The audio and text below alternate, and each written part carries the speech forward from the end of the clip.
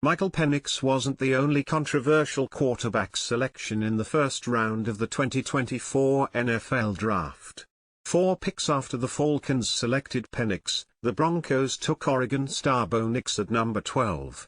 It finished a whirlwind run on quarterbacks, half of the first 12 picks at the position, and some felt Denver reached for the 24-year-old Nix. I promise you, I've talked to at least 10 guys in the league that are high-ranking evaluators and decision-makers in their organizations. Nobody else had a first-round grade on Bo Nix. Draft expert Todd McShay, who was part of ESPN's layoffs last summer, said during an appearance on the Ryan Russillo podcast on Friday. But now he's in Sean Payton's system, and Sean loves him and they're going to work together. I do think that he's going to wind up being better in Denver than he would have been just about anywhere else in the league as a second-round pick. But my goodness, this is an arrogant pick.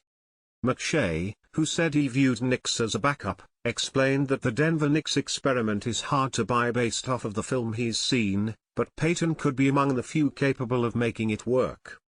Sean Payton doesn't need a pat on the back. He doesn't need to prove anything at this point, McShay said. But if he coaches Bo Nix into a Pro Bowl type of player, and they go make deep playoff runs with this guy, it's better than any coaching job he did with Saints quarterback Drew Brees. Brees was great, they won a Super Bowl together in 2010, but his skill set translated more when he teamed up with Payton than Bo Nix.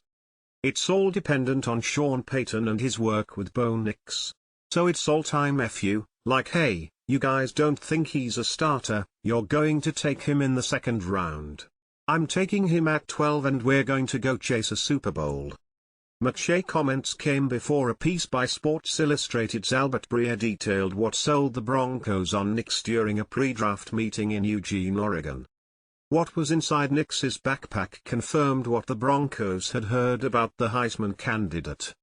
Nix reached inside, and grabbed a roll of tape that he explained he'd need for his ankles if he were going to train, Breer wrote of 3-hour meeting. He also pulled out a spare pair of football cleats and a lacrosse ball that he said he'd use for rolling out his back. And what wasn't in the bag was just as significant. Everything was football related. All of it. The Broncos were also reportedly impressed with Nix after he successfully recalled 3 days' worth of offensive play installations the night before his private workout. Payton coordinated with GM George Paton to keep the Broncos' intentions at quarterback quiet.